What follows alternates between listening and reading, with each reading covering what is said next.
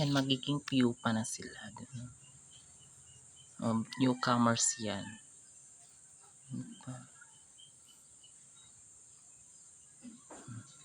Yung isa nandito. Yan siya. Ano siya? Newcomers. Kasi kinuha ko siya dun sa pinagkuhanan ko din sa kanila ng mga ng mga maliliit pa lang. So nilagyan ko ng papel kasi naglilito.